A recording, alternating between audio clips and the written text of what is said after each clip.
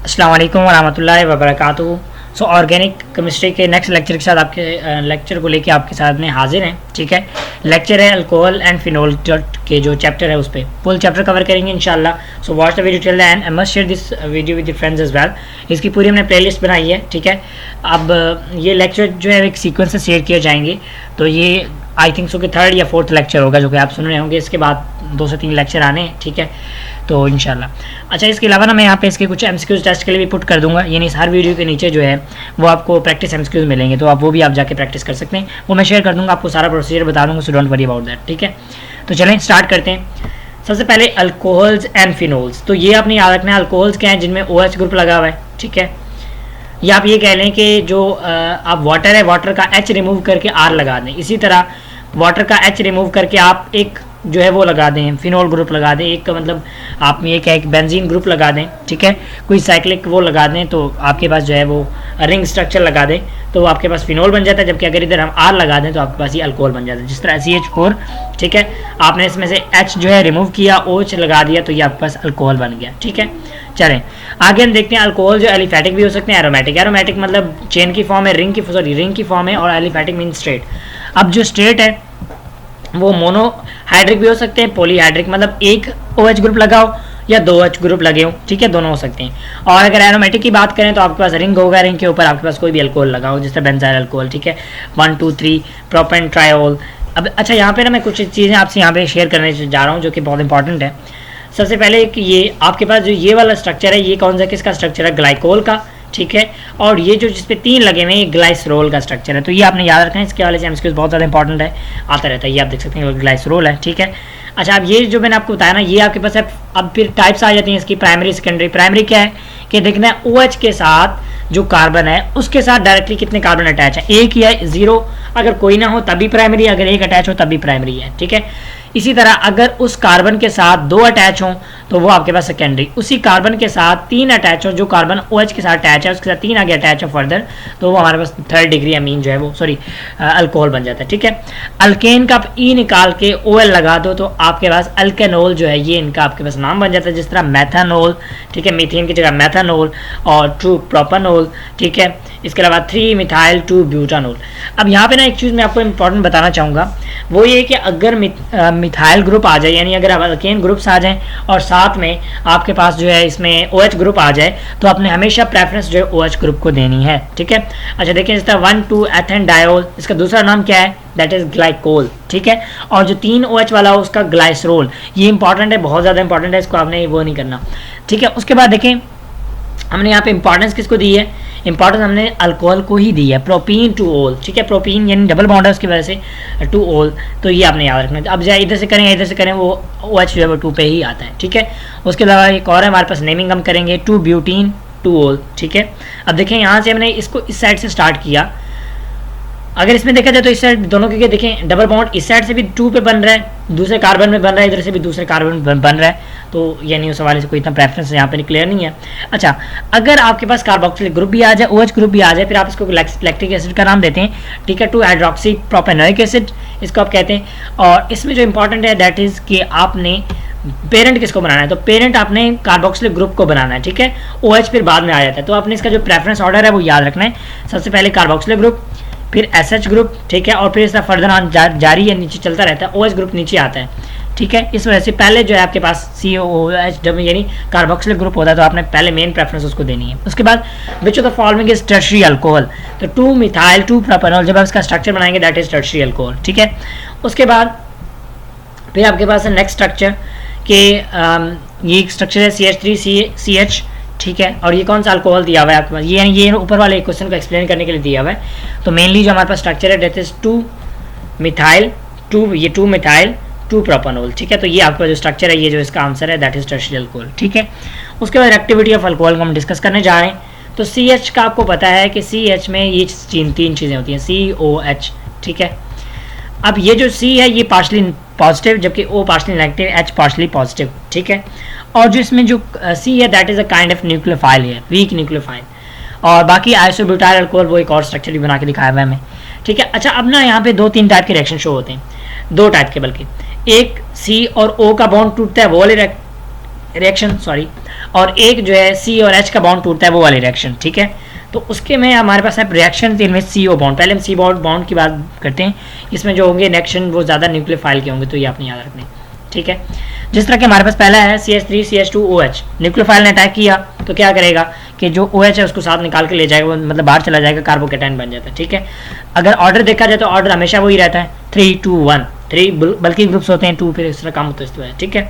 उसके बाद OH bond किस में होता है, ब्रेक डाउन होता है, तो उसमें कौन सा रिएक्शन है वो हमेशा इलेक्ट्रोफाइल है। तो आपने याद रखना इसमें CO bond that is nucleophile, OH bond वाले हमेशा इलेक्ट्रोफाइल, ठीक है। एल्कोक्साइड जो है वो आइंस बन जाते हैं, जिस तरह के आपके पास ये है एथेनॉल है, इसको इलेक्ट्रोफाइल जब अटैक हुआ इसके इलेक्ट्रोफाइल पे, मतलब तो इसने एथोक्साइड आयन बना दिया और H पॉजिटिव को जो है रिमूव करके ले गया। अगर इस हवाले से प्रेफरेंस देखी जाए तो ऑर्डर रिवर्स हो जाता है, ठीक है। ये ऑर्डर किसके मुताबिक है, आपसे एमसीक्यू पूछा जाता है कि CO बॉन्ड टूटने के मुताबिक जो प्रेफरेंस है वो क्या है, 3 2 1। अगर OH बॉन्ड को देखा जाए तो 1 2 3 यानी सीधे वाला पैटर्न आ जाता है। अगर OH बॉन्ड के ब्रेकेज को देखा जाए तो स्ट्रेट पैटर्न आता है, जबकि CO बॉन्ड को देखा जाए तो जो है हमारे पास जो पैटर्न आता है दैट इज 3 2 1। ये है एमसीक्यू बहुत important. Reaction in which CO bond breaks, ठीक है।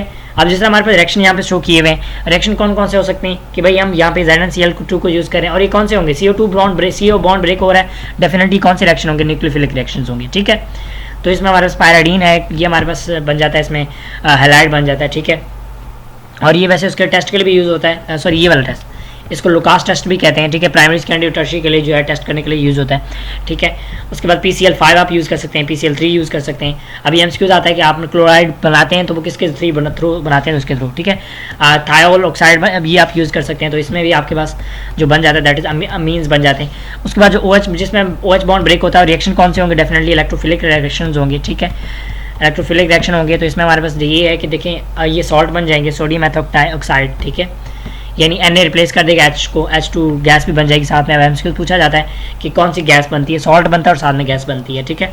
उसके अलावा इथाइल एथेनोएट ईथर बनता है, सॉरी ईस्टर बनता है, और इसके अलावा जो आपके पास मतलब H2O ये भी बनता है साथ में, ठीक है।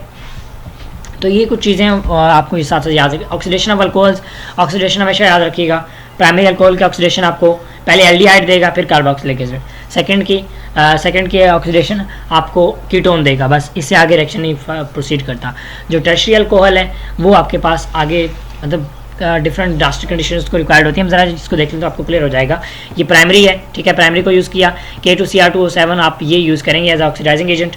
एसिडल्डिहाइड बनेगा, एसिडल्डिहाइड को फर्दर जब कन्वर्ट करेंगे तो हमारे पास जो है ये अब ये इन्होंने यूज़ किया हुआ सेकेंडरी अल्कोहल, सेकेंडरी को यूज़ किया, यही रिएजेंट आपने यूज़ किया दोबारा तो कीटोन बन गया, ठीक है। अगर आप टर्शियरी को यूज़ करते हैं तो आपके पास ये जो स्ट्रक्चर है थोड़ा सा चेंज हो जाता है, मतलब ऑक्सीडाइजिंग एजेंट तो यही यूज़ करते हैं आप, लेकिन स्ट्रक्चर जो हमारे पास यहाँ पे जो बन जाता है दैट इज़ यू कैन से कि जो है 2 मिथाइल प्रोपीन बन जाएगा, ठीक है। यानी आपके पास जो बनना चाहिए एल्डिहाइड या कीटोन वो नहीं बनता।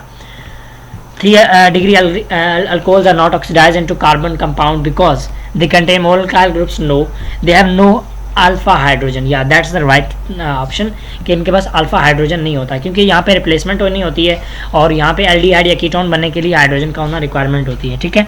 अल्फा हाइड्रोजन कौन सा होता है कि OH ग्रुप जिसके साथ लगा हुआ है उसके साथ उसके कार्बन का जो हाइड्रोजन होगा वो अल्फा हाइड्रोजन होगा, ठीक है। अगर आप टर्शियरी में देखें तो there is no alpha hydrogen, तो that's why the reaction don't undergo you can say that oxidation, ठीक है। Distinction between primary secondary and that is by Lucas test, ठीक है। अब ये लोकास टेस्ट कैसे होता है, ZnCl2 की प्रेजेंस में होता है, इमीडिएटली हो जाता है। अगर टर्शियरी हो इमीडिएटली हो जाता है, ये इसकी निशानी है। और बनता क्या, ऑयली लेयर बनता है, लेकिन बनता क्या आपके पास जो है ये टर्शियरी अल्काइल हाइड बन जाता है, ठीक है। अच्छा, अगर सेकेंडरी हो तो 5 से 10 मिनट लगते हैं और ये चीज़ें यही यूज़ होती हैं, ठीक है। लेकिन अगर प्राइमरी हो तो वो उसको हीट करना पड़ता है, तो इससे हमें पता चलता है कि भाई 5 से 10 मिनट किस में लगते हैं। सेकेंडरी में हीट करना हो तो प्राइमरी होता है, अगर हमारे पास यूज़ करना हो उसको एज यू कैन से मतलब इमीडिएटली हो जाए तो वो टर्शियरी है। उसके बाद डिहाइड्रेशन ऑफ अल्कोहल्स, तो अल्कोहल्स की डिहाइड्रेशन 2 टाइप्स में होती है। अगर आप कम टेम्परेचर पे करेंगे तो डेफिनेटली सब्स्टिट्यूशन होगा, और सब्स्टिट्यूशन का प्रोडक्ट क्या होता है हमेशा याद रखिएगा, ठीक है। सब्स्टिट्यूशन का प्रोडक्ट जो है वो स्पेशली अल्कोहल होता है, लेकिन अगर यहाँ पे देखा जाए तो 2 मॉलिक्यूल हम यूज़ करते हैं जिसकी वजह से ये हमारे पास ईथर बन जाता है। लेकिन एक और बात जो इंपॉर्टेंट है कि आपने यूज़ तो यही करना है H2SO4, लेकिन जो इंपॉर्टेंट बात है वो ये 180 140। अभी आप कैसे याद रखोगे, इसके लिए सिंपल आसान तरीका बता रहा हूँ। आपको याद होगा हमने पढ़ा है कि भाई elimination require high temperature while substitution required low temperature. High temperature किधर है, ऊपर, तो इधर कौन सा बॉन्ड बन रहा है, डबल बॉन्ड, तो मतलब यहाँ पे रिएक्शन कौन सा हो रहा है, इलेक्ट्रोफिलिक रिएक्शन हो रहा है, ठीक है। और यहाँ पे कौन सा रिएक्शन हो रहा है, सब्स्टिट्यूशन रिएक्शन हो रहा है, because temperature is lower there, ठीक है। ये आपने याद रखना है। स्टेरिफिकेशन किससे होता है, स्टेरिफिकेशन के लिए आप एक एसिड को और एक जो अल्कोहल को यूज करते हो। अब एमसीक्यूज है कि भाई अल्कोहल, मुझे ये बताओ कि जब एस्टेरिफिकेशन होती है तो हाइड्रोजन कौन देता है, अल्कोहल देता है, एसिड देता है, तो हाइड्रोजन जो है अल्कोहल देता है और OH जो है वो आपके पास एसिड देता है और आपके पास जो है वो जो है ईस्टर बन जाता है, ठीक है। और अगर इसमें हम यहाँ पे ईस्टर की जगह नमक इसमें यूज़ करें, मतलब सॉल्ट, तो इस ये स्पॉनिफिकेशन का प्रोसेस भी बन जाता है, ठीक है, यानी आप वो भी इसमें यूज़ कर सकते हैं। ओके, उसके बाद हमारे पास है आयोडोफॉर्म टेस्ट। तो आयोडोफॉर्म टेस्ट क्या है कि आप इसमें कुछ चीज़ें ऐड करते हैं, कुछ रिक्वायरमेंट्स हम आगे जाकर डिस्कस करेंगे, और ये लास्ट में ना येलो पीपीटीज बन जाते हैं, तो जो कि वो इस बात को क्लियर करते हैं कि that these are the you can say iodoform yellow PPTs बनती हैं, ठीक है। अच्छा, अब ओनली एथेनॉल, अब ये ना इंपॉर्टेंट है, क्यों इंपॉर्टेंट है, क्योंकि ये वाला जो है टेस्ट ये वाले ग्रुप वाले दे सकते हैं बस, जिनके पास CH3 और साथ में ये ग्रुप होगा, बस ये दे सकते हैं अगर कार्बोनाइल ग्रुप वाले। अगर कोई जिस तरह के हमारे पास मतलब एल्डी आयरन कीटोन में अगर देखा जाए तो उसमें हमारे पास जो है एल्डी एसिडल्डिहाइड दे सकता है और मिथाइल कीटोन्स दे सकते हैं बस। अल्कोहल्स में देखा जा सके तो अल्कोहल में जो है सिर्फ सेकेंडरी दे सकता है। उसकी रीज़न क्या है कि भाई इसमें आपको यहाँ पे 2 जो है इसमें ग्रुप चाहिए होंगे, ठीक है, ये आप देखें, तो आपको इसमें ना 2 ग्रुप चाहिए होंगे मिथाइल ग्रुप्स, तब जाके वो अल्कोहल दे सकता है, तो वो सिर्फ सेकेंडरी में होते हैं, मतलब टर्शरी वाला हम यूज़ नहीं करेंगे। और एथेनॉल दे सकता है, तो हम यानी प्राइमरी अल्कोहल्स भी आपको ये दे सकता है, ठीक है। बल्कि इसमें ये है, देखिए 2 या तो 2 मिथाइल ग्रुप हो या 1 मिथाइल ग्रुप हो तो चल जाता है। मेन कंडीशन क्या रिक्वायरमेंट है, ये आप यहाँ पे भी देख सकते हैं। तो ये देखें, ये वाला रिएक्शन शो नहीं कर सकता क्योंकि यहाँ पे मिथाइल ग्रुप नहीं है दोनों साइड पे, ठीक है। इसमें मिथाइल ग्रुप है तो ये शो कर सकता है। तो आपने ये याद रखें कि मिथाइल कीटोन शो करता है, बस मिथाइल कीटोन का फार्मूला हम लिख लेते हैं ताकि हमें उसका क्लियर हो, ठीक है। अब देखिए यहाँ पे चले, उन्होंने नीचे करके भी बताया हुआ है कि एथेनॉल शो करता है। अब देखते हैं एथेनॉल क्यों शो करता है। देखो यहाँ पे CH3OH, यहाँ पे रिएक्शन नहीं होगा। क्यों रिएक्शन नहीं होगा, बिकॉज यहाँ पे जो हमारे पास एक CH3 ग्रुप होना लाजमी है, ठीक है, और साथ में जो आपके पास ये CH2 है ये भी होना लाजमी है, ठीक है।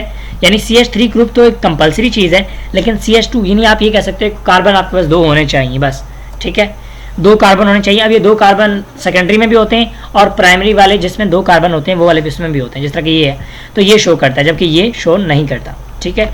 इसके अलावा ये और येलो पीपीटीज बन जाते हैं इसके लास्ट में, तो ये आपने याद रखना। फार्मूला इसका क्या होगा, CHI3। Which bond is most polar is ethanol, तो OH bond is the most polar because जो इनमें पोलैरिटी डिफरेंस होता है इसमें ज़्यादा होता है इन दोनों में, इस वजह से जो है ये ज़्यादा होता है। फिर उससे कम देखा जाए तो फिर CO बॉन्ड होता है, ठीक है। उसके बाद फिनोल स्टार्ट हो रहा है हमारे पास। फिनोल जो है, फिनोल का दूसरा नाम क्या है, कार्बोलिक एसिड भी कहते हैं इसको, और ये इसका स्ट्रक्चर है। पॉइजनस कंपाउंड होता है, डिसइंफेक्टेंट के तौर पे यूज़ होता है। डिसइंफेक्टेंट क्या होता है कि मतलब फॉर एग्जांपल आपके पास टेबल है, टेबल पे जो है बैक्टीरियाज वगैरह पड़े हैं, आप उनको भी साफ़ कैसे करोगे, तो आप इस फिनोल के ऑर्डर को या फिनोल के उसको रिएक्शन मतलब यूज़ करोगे और उसका जो मतलब नॉन लिविंग सरफेस पे जो मतलब बैक्टीरियाज को मारने का प्रोसेस है आप वो करते हो, ठीक है। उसके बाद मेनली इंपॉर्टेंस क्या है इसकी, कलरलेस है, क्रिस्टलाइन है और डिलिक्विसेंट जो है सॉलिड है, ठीक है।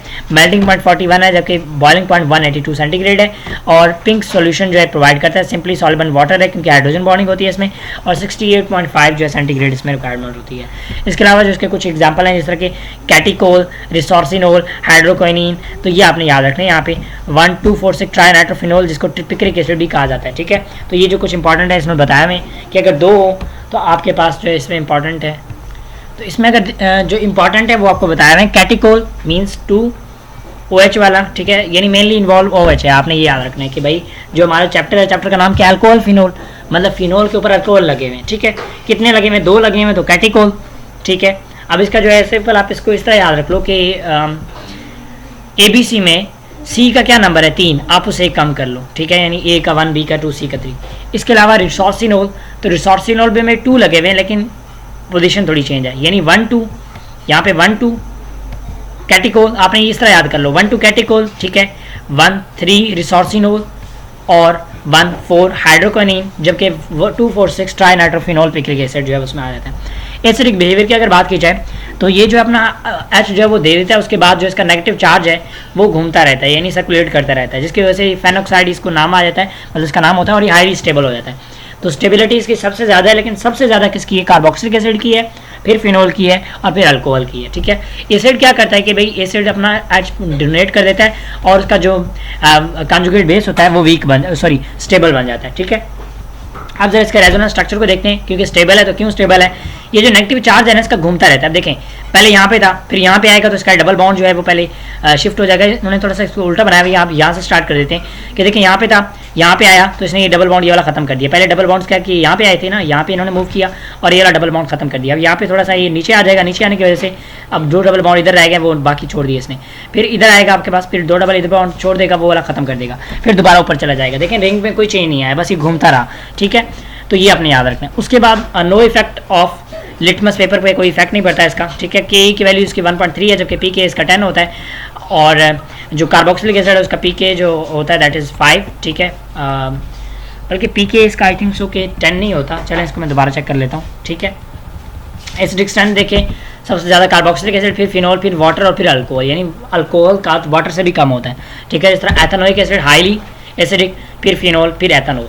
उसके बाद यहाँ पे कुछ चीज़ें, electron releasing effect of ethanoic acid is greater than ethanol. अब इसमें कौन सा पॉइंट ठीक है वो आपने बताना है। Electron releasing effect of ethanoic acid is great, देखें रिलीजिंग इफेक्ट। अब इलेक्ट्रॉन रिलीजिंग इफेक्ट किसका? एथेनॉल का ज़्यादा, एथेनॉल से ज़्यादा है, एथेनोइक एसिड का नो, कम है। ठीक है, हाइड्रोजन रिलीज करने के ज़्यादा है।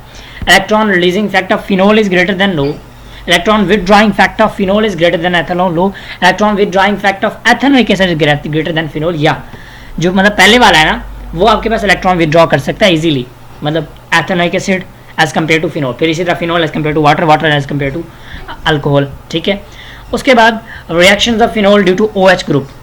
अब OH ग्रुप की वजह से जो है वो आपके पास उसके रिएक्शंस हैं।